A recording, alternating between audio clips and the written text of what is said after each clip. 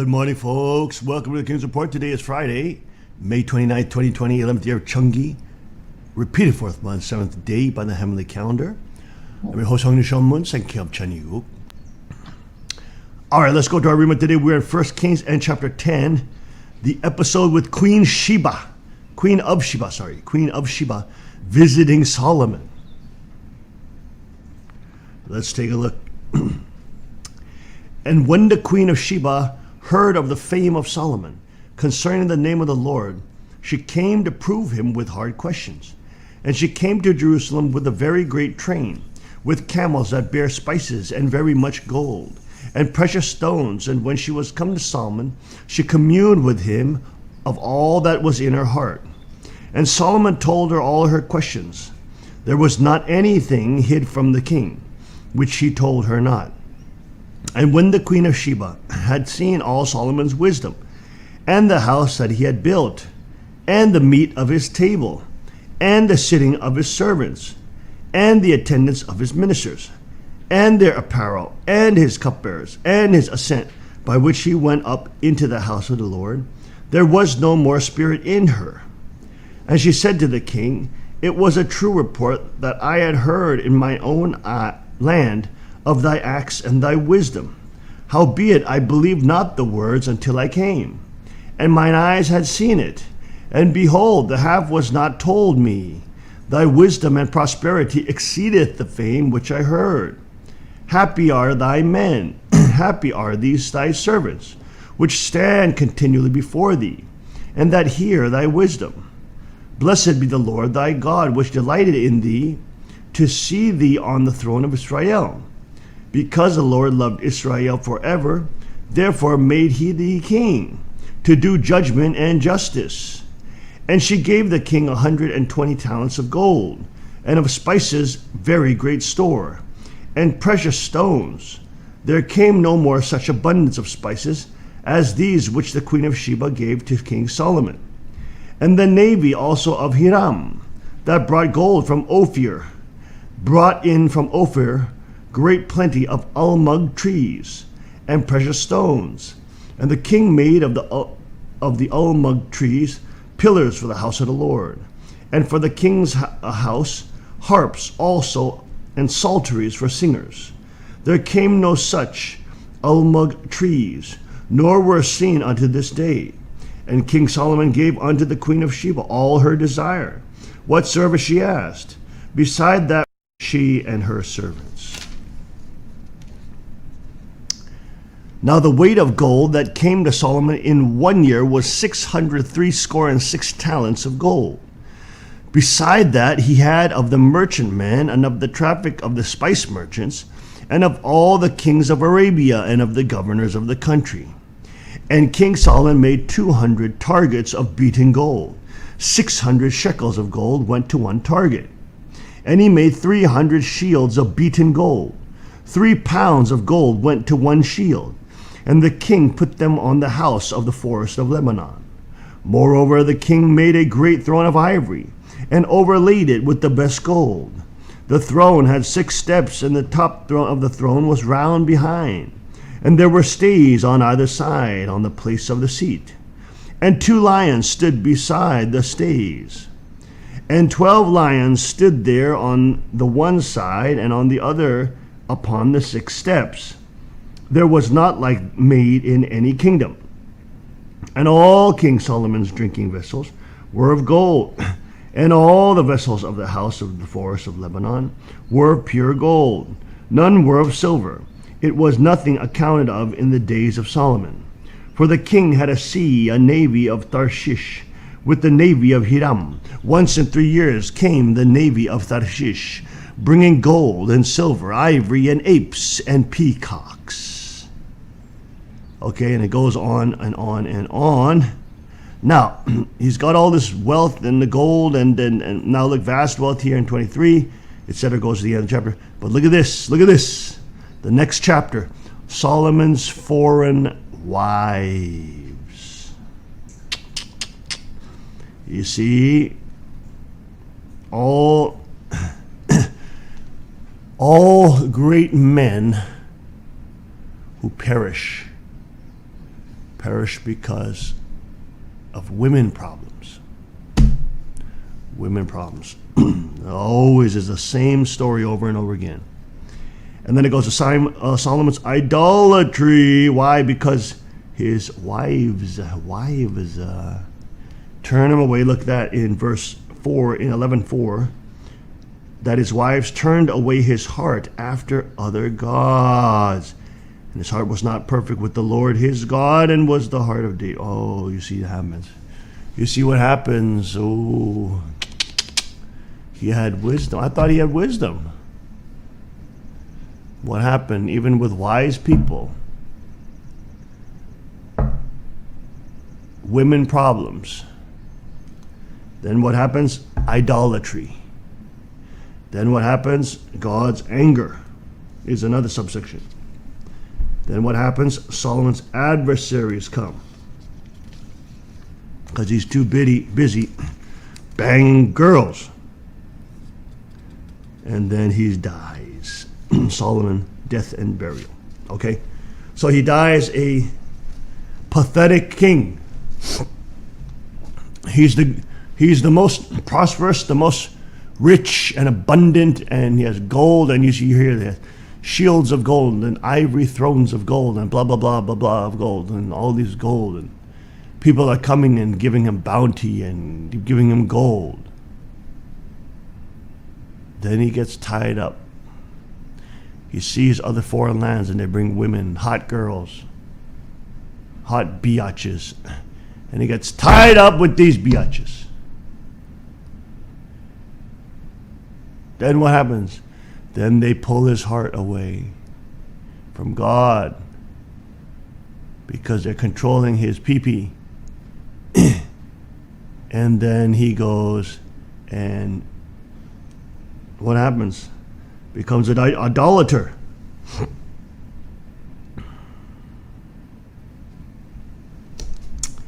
Oh my goodness, 11:5. Look at this. For Solomon went after Ashtoreth, the goddess, oh my gosh, of the Zidonians. And after Milcom, the abomination of the Ammonites. Oh my gosh. So he got intrigued. It's this problem. You get intrigued with these beautiful women and their sexual power, right? He gets intrigued with them.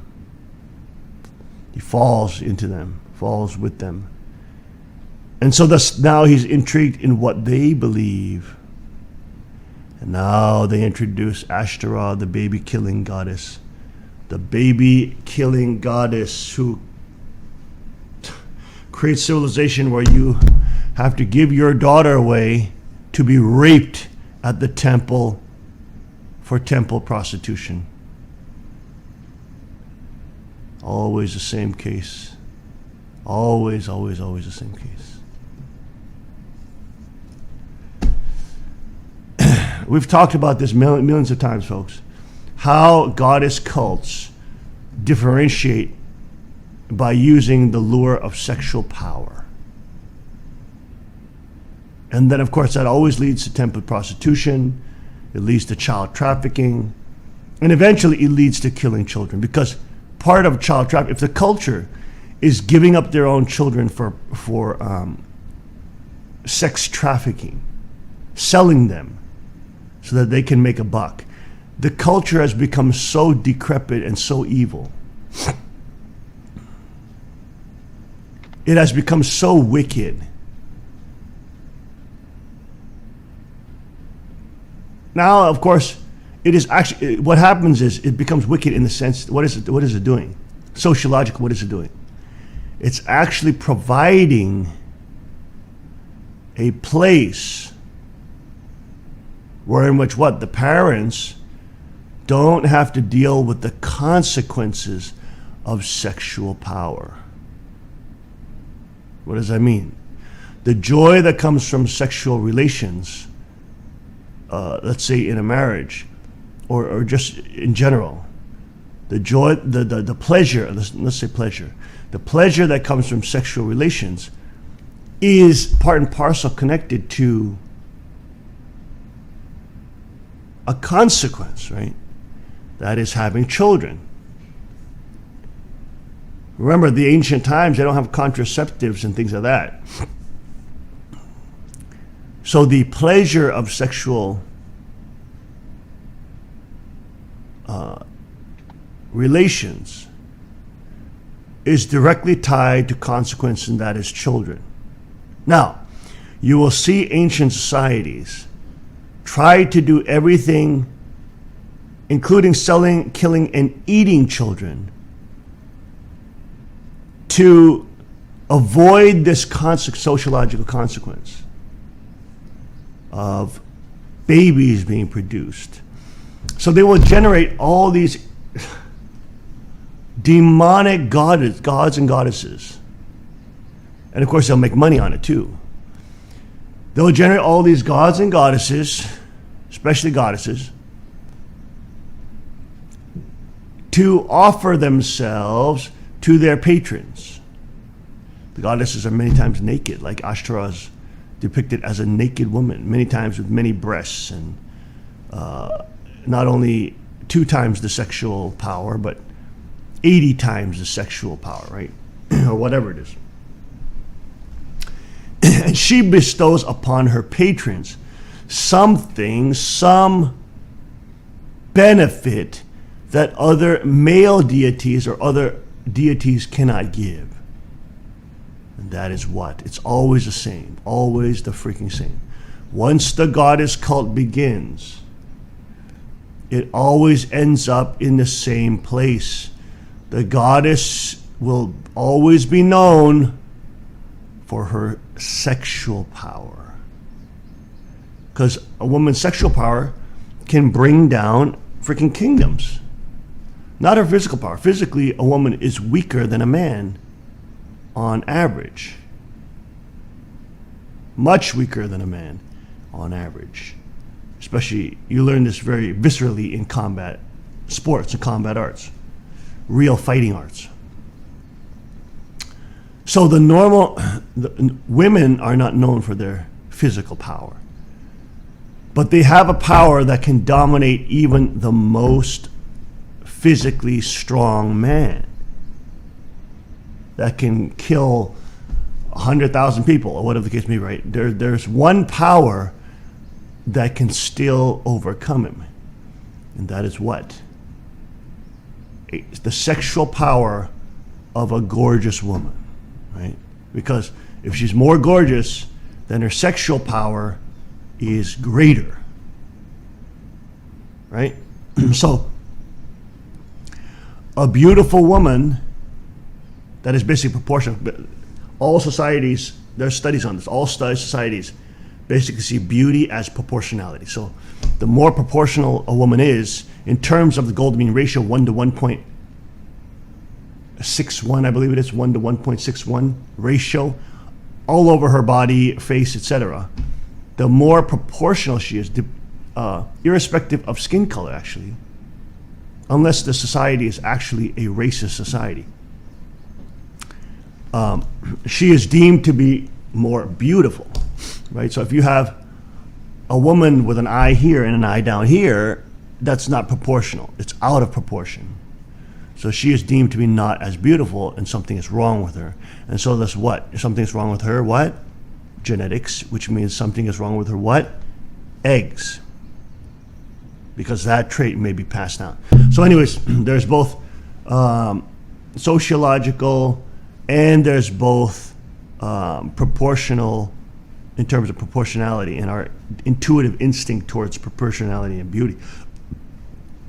But again, that's all tied to genetics and to passing on gene sets.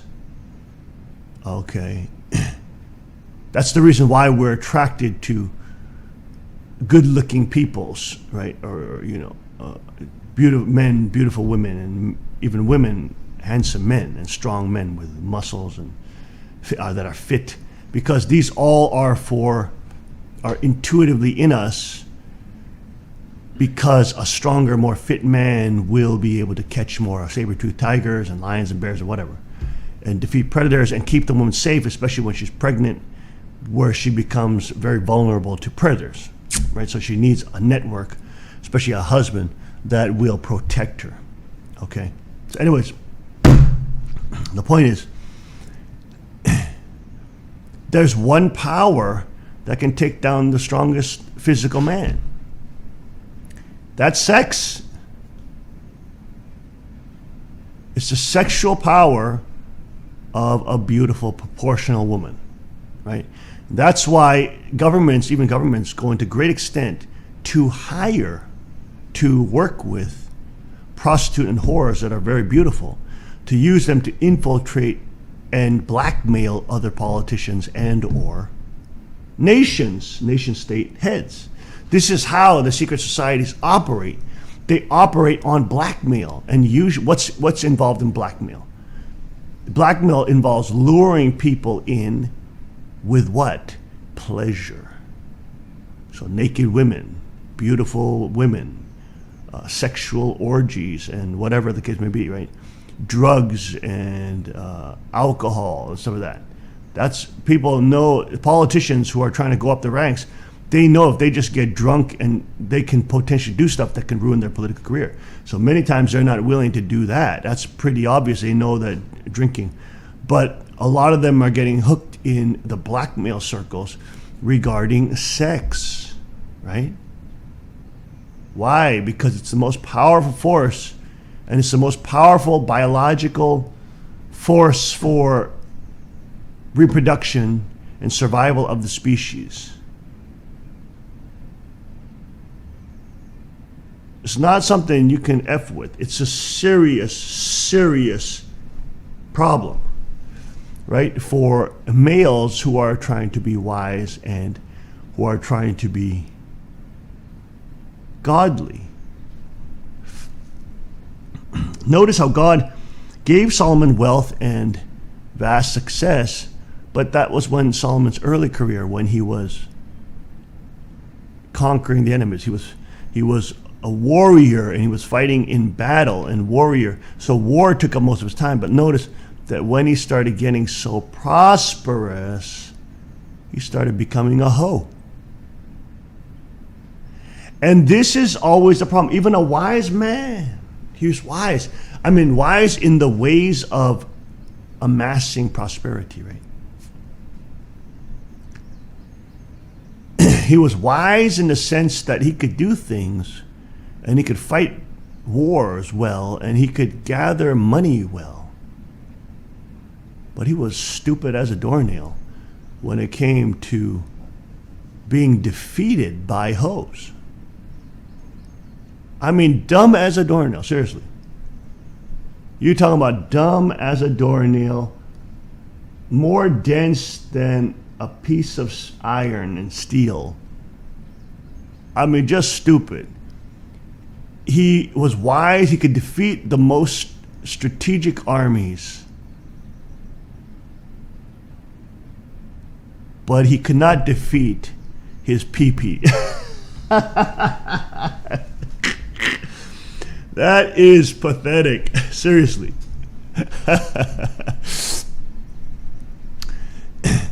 This is why Father says, and Divine Principle teaches, mind and body unity is number one before you're married. Mind and body unity. And particular principle shows that it's not just mind and body over like in exercise or something like that. It's mind and body, it's mind over matter. One has to reach a high state that is translated often as perfection, but it's the wrong translation. One has to reach a high level of the mind being able to control the body. That's a very high level. That really takes a lot of training.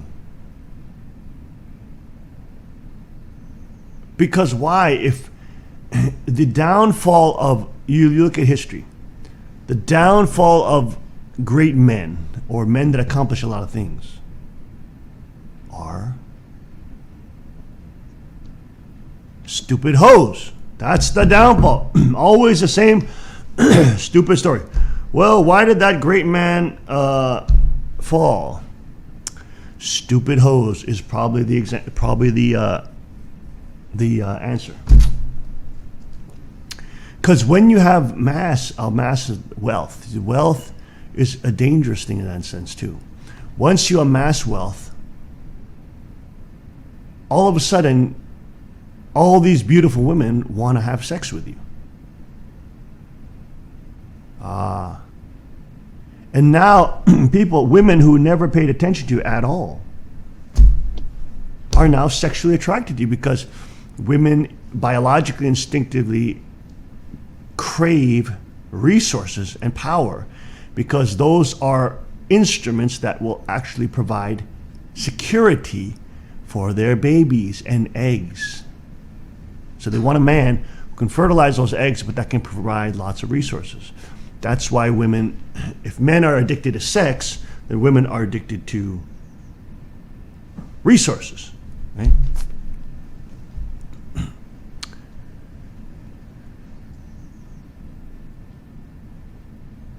So it is essential that a man has mind and body discipline, right? And when he's a young, horny boy growing up, he has to fight this horniness, and he has to fight this desire for a sexual urge. That is mental training. He has to overcome that, be able to, or be able to control that. Because why? After he gets married, it's not like his sexual desire will subside. I mean, I have a Korean Buddhist monk friend. He was a monk, and he eventually became a married monk. And he said to me, it's kind of crazy. Like, since I have sex with my wife, my sexual desire feels like it's greater than when I was a monk, when I was an unmarried monk. Right? But the solution is not castration and or not having a wife, because that also falls apart as well. And you see all the deviant forms of what happens, especially the Catholic Church, when you prohibit marriage. Because marriage is the institution that is the purpose that God has made man and woman for. He didn't make it so you can all be celibates or trying to be celibates. And that by extension is that makes you holy, which it doesn't. And of course, but you have hidden problems that arise because human beings are, do fallen things and they have free will. So what you have all sorts of deviant forms of sexuality that start emerging, that are tied in with pedophilia and boys and all this kind of crap, right? Molesting and raping little boys. You see what I'm saying? It gets very... Celibacy is not the answer, because it gets ravaged, and as the man has to demonize the sexual attraction of women, then in the context of not having clarity with the theology of the bride of Christ, because then he believes that he's actually a bride to Jesus, and in a homosexual relationship, a twisted mind gets to that point. A man's sexual desire doesn't go away even though he's celibate. So it's easy for his mind to be twisted and start sexualizing his relationship as a bride with Jesus. You see what I'm saying? Because husbands and wives, what characterizes them as separate from other relationships is the sexual nature of their relationship. But it's supposed to be a monogamous sexual relationship, and it's supposed to be heterosexual. But then you have all these problems that arise with if you try to go the celibacy route, which doesn't work, and it creates homosexuality, pedophilia, all sorts of child abuse, and you see it right there in the Catholic Church, right? You see it. And not only in the Catholic Church, if you study Buddhism as well, you also find it in Buddhism. Okay? So it's the same thing. Any celibate tradition, always you will find this. Always, always, always. Right? So that's, of course, not the answer, because God didn't create man to be alone. He created the wife as his helper. He created his wife so that he can cherish her and learn what true love is and practice it, right? But you see that Solomon, I mean, First Kings chapter 10 is all about his wealth. The Queen of Sheba is coming. She's so impressed. He's got all this wealth, and she's like, wow, your God of Israel is really incredible, and he's blessed you, and look at all your vast wealth, and look at all this prosperity he has. But then it happens, right? He starts having 10,000 women. How many women is said to Solomon have said to have had? What was it, 1,000 or 10,000 wives? Anyways, a lot. It's a lot. Himself. I doubt that he knew himself. He got so many women that he lost count. Lost count, yes. And he's supposed to be the wisest man in the Bible. You can see what happened to wise men. What wisdom does not guarantee a shield against stupidity.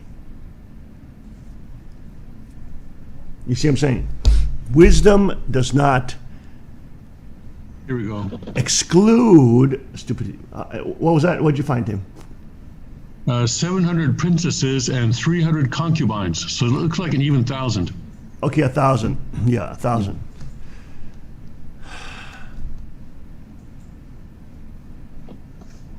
But So Solomon had a big issue, didn't he? Okay, he had a big issue, and he was not even the Lord. Okay. And look at that. These women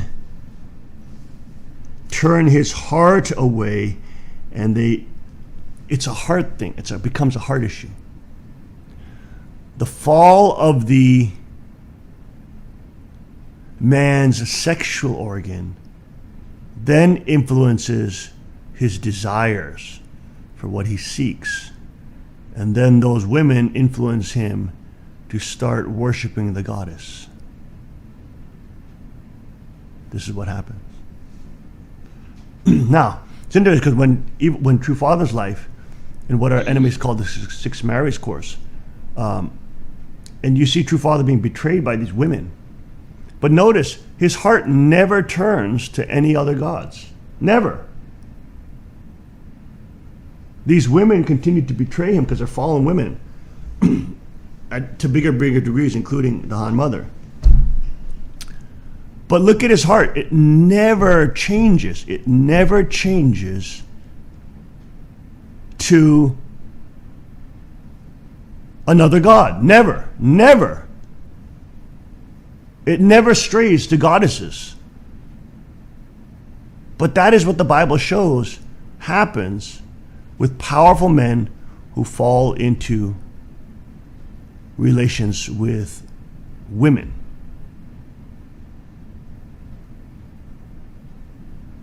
But you see, that doesn't happen with Father. That doesn't happen with Father. Which shows what? He had another purpose of establishing, instantiating, and restoring the 12 tribes of Israel. And of course,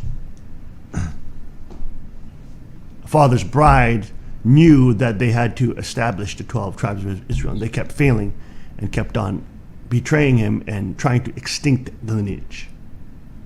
But you notice, Father's heart never swayed from God. There was no connection between those women betraying him and collapsing those marriages. And then his heart deviating from God and following goddesses. He never was into the goddess theology. Never. Father never fell. His heart never fell away from God. Isn't that interesting? That's a huge thing, isn't it?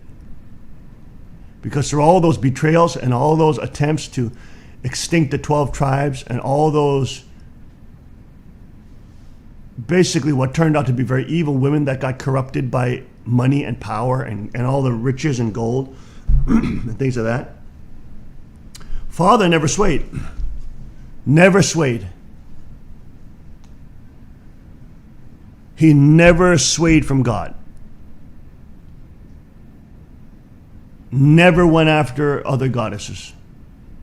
Never promoted goddess theology, which then, of course, promotes socialism and communism and centralized government, and, of course, the destruction of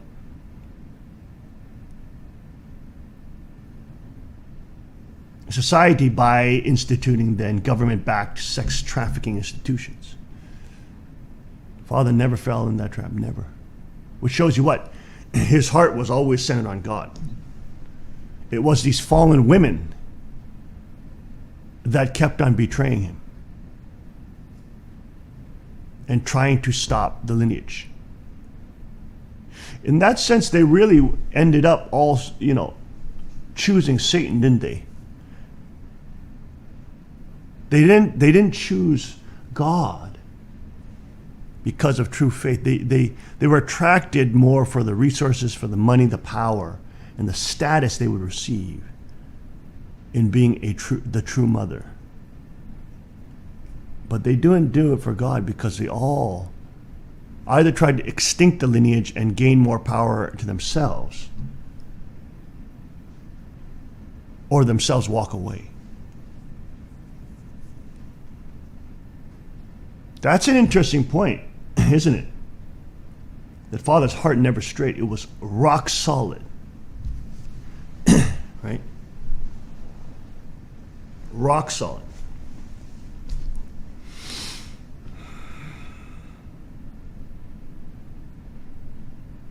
Why didn't he open his heart towards goddess worship and right, and trying to and falling away from God and getting to goddess worship to please these women that eventually would betray him and God? Because he was not about the women. He was about God. He was not trying to please these women. He was trying to do God's work, and of course they could not handle it because of the nature of the intensity of the mission of his position as Lord of Second Advent. They could not handle it. They all fell away. They all got tied up into desiring money and power and resources, and then being overtaken by that. And then actually seeing the children as an impediment to that money, power, and centralization of power to themselves. And this is what I always felt with the Han Mother. I always felt like she felt like her own children, who Father was raising up, especially the boys, males, were her competitors. And look, she acted that way because Father chose me as his heir and successor and gave me all this foundation. But then she saw me as a competitor, and then did all that she could do to steal those resources that Father had bestowed. So for her, it was all about resources and about surviving and trying to keep control of money and power, because in the end, that was what she worshipped. And look, now she's collapsed that entire institution. It's totally dead, fracturing.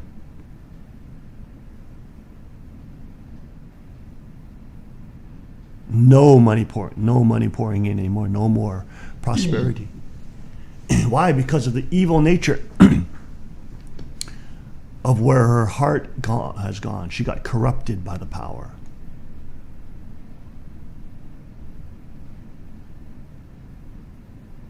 Whereas you see Father, he was plagued with these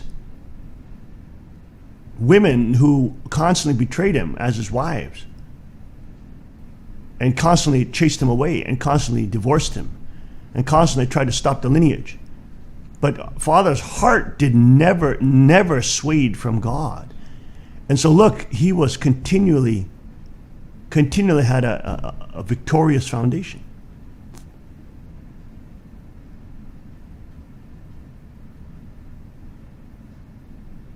But you see the Han mother, she fell into idolatry, she fell into heresy, she fell into goddess worship and worship of herself. Look how fast, in 7 years, the foundation, even that she stole, is completely collapsed. She has no moral authority anymore. The normal family frauders, they now have to admit that she's a heretic and that she's pushing forward non-principled theology. I'm talking about the ones, of course, that don't get paid, because those are just mercenaries and sycophants. They don't give a rat's ashtray about theology or actual belief in God. They're there for money. Of course, that money's drying up super fast. All the major fundraising that she tried to milk the Japanese for has totally collapsed. Major fundraisers for her have now left and started their own movements. She's fractured and she could not hold it together. She could not hold the movement together. Why? Because she was fake. In the end, it was about her and about her lust for power and about people worshiping her. It's exactly what I told her. I told her, Mommy, if you exalt yourself, God will humble you, as the Bible says. But if you humble yourself and you just uplift and uphold and glorify true Father, you will be lifted up. Of course, she didn't take my advice and exiled us and chased us away and legally got the boards to fire us and all this kind of stuff in a very manipulative, very evil way. You're talking about taking candy from a baby. You're talking about stealing from her own son, whom the Father has entrusted as his heir and representative. I mean, it's pretty evil. I mean, it's really evil. Even when other people, outside people, hear about this, they say, wow, that's terrible. I'm really sorry to hear that. Because even they know that's an evil woman who is consumed with lust for power. So look, even Solomon was consumed with lust for women and power. But look what happens to people who are truly consumed by that. They leave God. See, that's also proof that Father never engaged in these relationships because of lust for power or lust for women. He had a mission to establish the 12 tribes, of which there will be, of course, free will, but of which his kingship line will emerge, and that he will choose. So he will establish his kingship line. But through the course that he walked, we learn and we see through Father's kingship line has to learn this every generation, because the new generations won't know how dangerous, especially how dangerous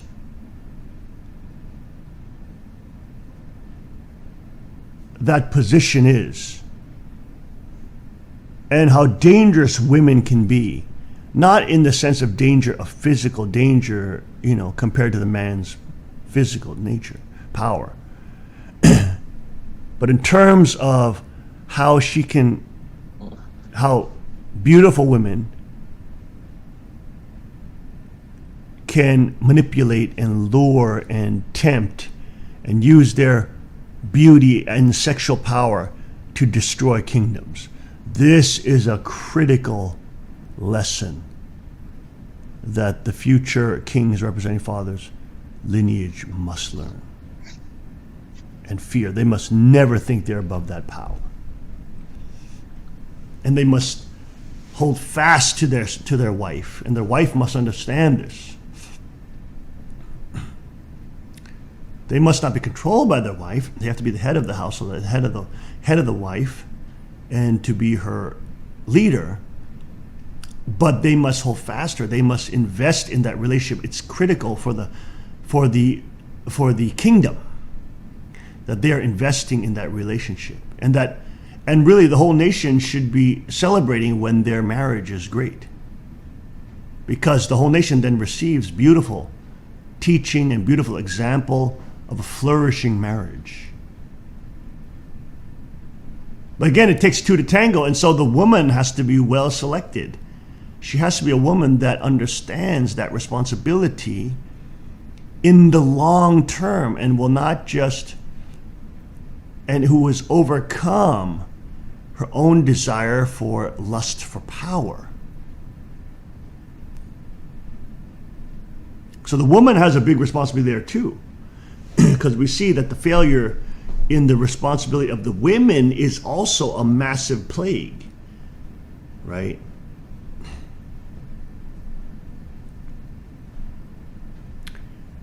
So the women that, the wife that, the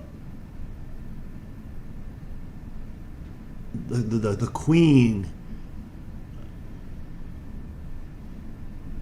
who is the wife of father's kingship line really has to understand that she has this mission, and that she has to have endurance through the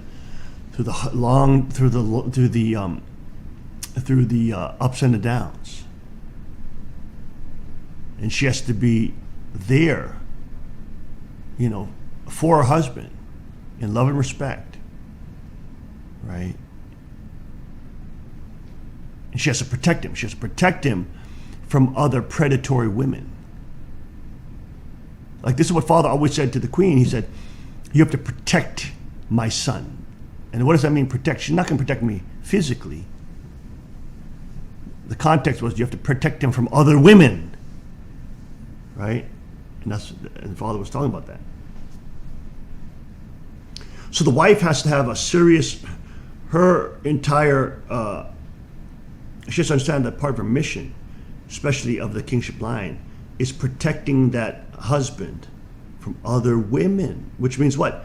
She has to really invest in that relationship as well.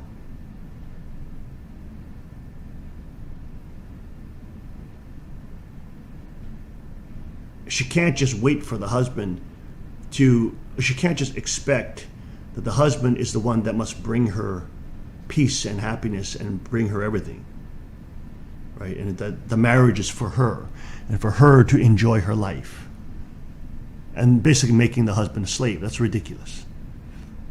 She has to understand, like any wife really, but it's magnified when she's the wife of the next king, right? In my case, it's the queen, and Hyung Jin's case will be his wife, and so on and so forth with the next generation of heirs, right? The wife has to know this is a very important role, and it's critical for the kingdom, that her marriage is not only for herself. And if it's that type of woman, she absolutely will create disaster for the kingdom. And when you're dealing with 5% responsibility, it's not always easy, not always easy. You can see, just by probability case going forward, how critical it is for the kings of true father, the kingship line, to understand at a high level the dynamics of marital relations and be very successful there. Be very high level. Be at a level where, of course, not only that you could teach, but you're thriving. But then teaching that systematically and experientially to the next heir and successor, that then must reproduce that in his marriage with with his wife, who will also have responsibility and obviously freedom and responsibility as well. So it has to be reproduced. And so there's other, it has to be reproduced. It benefits not only that the king and his wife, obviously, if they have a strong marriage, it benefits both of them the most, but it benefits the kingdom in a massive way, massive way. But what people don't realize is as the kingdom becomes bigger and stronger and more prosperous, what happens is the future kings can become more lazy, and the future wives of the queen can become lazy too, and they can just start enjoying luxuries and not, because you have to literally force yourself. Like if you are living in luxury and you are living in a lot of prosperity, like for example, like the Han mother was for 7 years, you don't have to do anything. You have to literally push yourself to do blue collar worker style work and labor and physical labor, because you don't have to do it. You can make somebody else do it. But this is an attitude that the future descendants and also, of course, the kingship line of father must have. We must force ourselves to go through the course of getting down and dirty. That's why even Father, who was the King of Kings, got down and dirty and would go fishing on these smelly ashtray boats with blood all over them, barfing. I mean, it's just, you're talking about blue collar work. You can't get really more blue collar than on a nasty commercial fishing boat. And in the freaking Amazon jungle, getting down and dirty, doing farming labor at the age of, 60 years old? I mean, Father forced himself. I can't believe that he actually enjoyed that on a day-to-day basis, because it's not enjoyable. You know what I'm saying? It's hard and taxing. He could have easily done what the Han mother did, was just lean towards luxury and just not want to do that stuff and be exempt from that stuff. No, but Father forced himself to do that because he knew how important that was.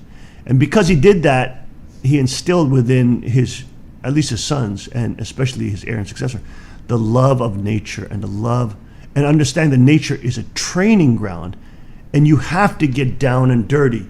You have to endure the suck.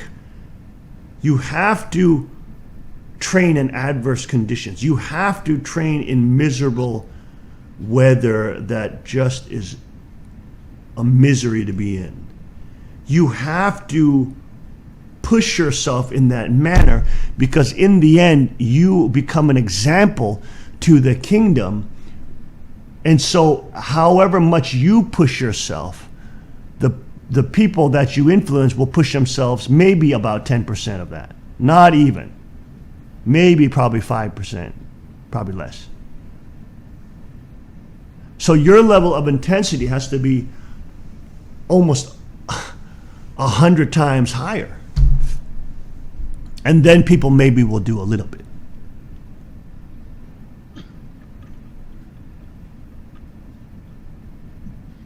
If you don't have that intensity, what happens is it's highly likely that the wife will, because she wants to lean towards stability and lean to things that are more safe and clean and sanitary and more luxury, because she's going to have baby, they have periods, and they have to keep themselves clean, and so they naturally will lean towards that stuff.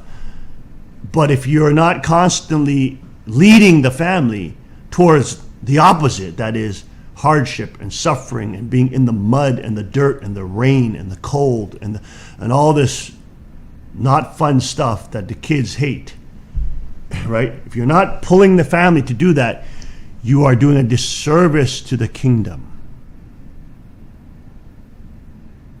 Because by you leaning towards luxury, you lean that much toward luxury, the whole tribe leans that much towards luxury, you see. And that becomes a problem. That's why the king and kingship, the father's kingship line is really like, has to be like, in that sense, has to be like intense. It has to be, and even though even though you're not born with it, it has to be developed inside. That intensity to want to endure discomfort and not seek comfort. It's like the opposite of what his wife will want, which is naturally, instinctually, to seek comfort and stability, because that is the best for at least the safety of the children when they're small, but not for when they're big.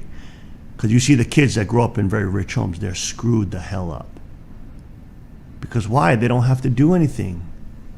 Right? That's why, following father's tradition, I make all my children, especially the next Shinjun, who is father designated the next king, and who's sitting here too as well. He's learning tech team too, but he has to do laboring work. I make him. He has to cut the grass. He has to pull the weeds. He has to move rocks. He has to dig holes. He has to dig trenches. He has to work physically. Right, my boys all, and even my daughter, I make her work physically too, so she don't be no prima donna, and be a nasty, terrible, selfish girl when she gets married. They learn physical labor. Now, do they like it? Like today is going to be rainy and thunderstorm, and we have to do wilderness and outdoor training today, bushcraft training in the miserable, hot, humid, sweaty, and we're going to be in the mud today, clearing out mud and all this crap, digging trenches, and oh Lord, I'm not looking forward to it. And I know my children are not looking forward to it at all. But if it was up to them, they would be sitting in their room playing video games all day and leaning towards laziness and luxury. So it's the responsibility of the daddy to pull them away from that. Because however much intensity I am, they only go this much. But I have to be literally that, and then they go this much. And they all know it to be true. Right? Is that not true or not? Would any of you do any of this training alone on your own will? No, of course not. That's why the father's role is so critical. Folks, this is important for the kingdom, and you understand. Okay. This is why, especially in father's family, and that's why, all my children, that's why I keep training them and coaching them, even though they get married and stuff like that, because they do start leaning towards that, right? It's natural. And the more prosperous the generations become, which they will be, it's even more dangerous. They have to, even more so, those future kings have to make their children do blue-collar laboring work. Get down and dirty, get in the mud, go through the peace militia training, trenches the mud with 100-pound packs. They have to do all that torturous militia training. And they have to love the suck. They have to love the rain. They have to love the cold. They have to love it. Love the pain. Because it will not, of course, it's healthier for their body, number one. And it's healthier for their marriage because usually the woman, it's highly probable, it's more likely, probability-wise, that she will not like that stuff. And so she will influence the children to be lazier. So the father has to like that stuff, and he has to embrace it and lead not only their family, but also the cousins and the uncles and all the whole tribe, and also, of course, then further the kingdom, to appreciate that stuff. Because if he doesn't appreciate that stuff, he will not empathize with the people in the kingdom that make the kingdom victorious. Right? And if he's not a soldier in that sense, he will not be able to inspire and to value the soldiers who are part of the peace militia and peace police, which is the law enforcement and military of the kingdom, which is not centrally controlled. So there will be a lot of alpha males in the kingdom. And if the king is a beta male and is not going through the tortures of being an alpha male, he will never gain the respect of the alpha males. And they will potentially probably turn on him and kill him.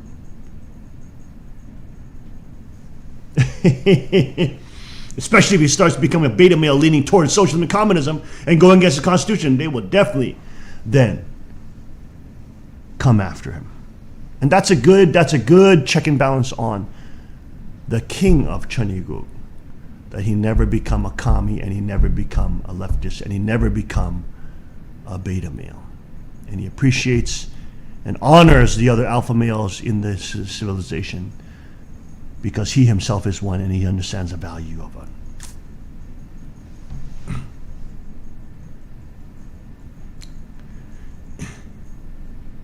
This is interesting with Junie sitting right here on the tech team learning this, because this is actually very important knowledge and wisdom that he's getting. And of course, to always have dominion over sexual temptation. But this is an interesting dynamic. And of course, he will have to do this for his children. And of course, the heir and successor in the next generation. You're seeing history being made, folks. I hope that was an important historic talk and reflection.